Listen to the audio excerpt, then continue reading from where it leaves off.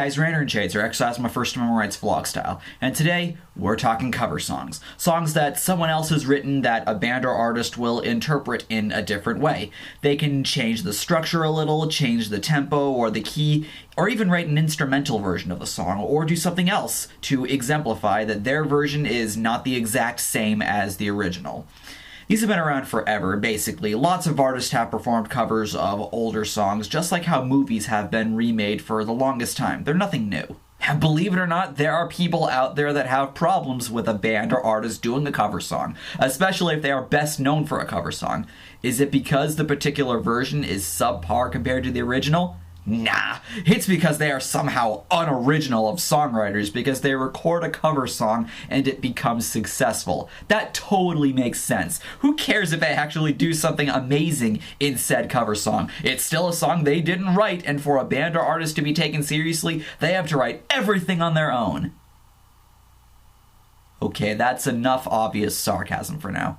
But that is a pretty bullshit reason to bash an artist. It's ridiculous as hell to disregard a perfectly good song just because it's a cover of someone else's song. People who think like this are just like the kinds of people who like the original version of a song over a cover just because it's the original. Did it ever occur to you that maybe a cover song can really outshine the original sometimes? Here's an example. Did you know that All Along the Watchtower by Jimi Hendrix is actually a cover of a Bob Dylan song?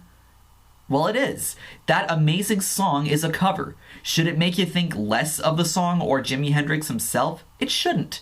Personally, I find Jimmy's version of the song so much more entertaining and enjoyable than Bob Dylan's version. Aside from me not being a huge Bob Dylan fan in the first place, Jimmy does so much with the song to really basically make the song his own.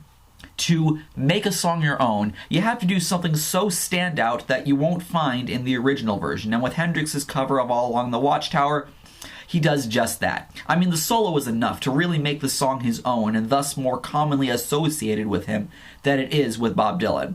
I mean, there's that slide section as well as the wah section. Does Bob Dylan ever do that? No, he isn't Hendrix. Just because the song is original doesn't automatically make it better than anybody else's version. Sure, there are songs that have been covered many times in which I do like the original version better, but such isn't the case for other cover songs. When other bands or artists record cover songs, they make a mission to do just that. Make an already existing song original. Another really great cover is White Lion's version of Radar Love, originally done by Golden Earring. What they do differently than the original is have Vito Bratta do a crazy beautiful guitar solo as well as some other guitar fills, have the drums go a bit crazier during his solo and other such tweaks.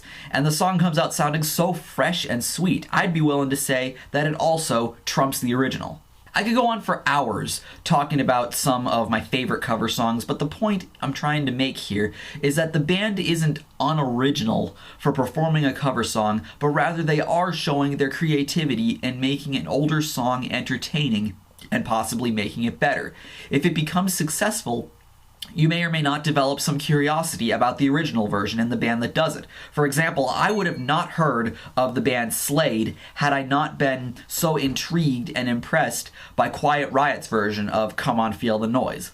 Come. Then again, I'm sure not a lot of people of this generation really know Slade until after listening to Quiet Riot's version. On the topic of Quiet Riot, they're a band that became well known for a cover song, and that's something that's happened with a lot of other bands and artists. What's wrong with that? It helps get their name out and serves as a gateway into discovering more about the band. Now, if the band is basically a one-hit wonder with a cover song, that really does suck. But again, if you like what you hear and want to hear more, you have that one cover song hit to thank for sparking such curiosity. I actually have a non-metal example of this. I'm not sure how much of my audience is into ska, but in the late 90s there was a ska band by the name of Save Ferris, obviously referencing the movie Ferris Bueller's Day Off. The song that became their big hit was a cover of Come On Eileen by Dexy's Midnight Runners, really popular 80s song. Not only did they do a really good cover of that song, better than the original in my opinion, it intrigued my curiosity in checking out more of their songs, cause hey, I like ska, ska's fun. Now, as many as there are good covers released throughout history, there are also some pretty bad ones, like Limp Bizkit's cover of Behind Blue Eyes by The Who.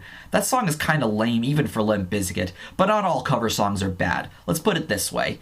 Even though there are some terrible covers like Bizkit's Who cover that are kinda infamous for being kinda lame, covers such as the ones I talked about earlier are more memorable. That's all I really have to say about cover songs. What are you guys' favorite cover songs? What makes that cover really special to you? Let me know in the comment section below. Thank you for watching this video, and have a nice day.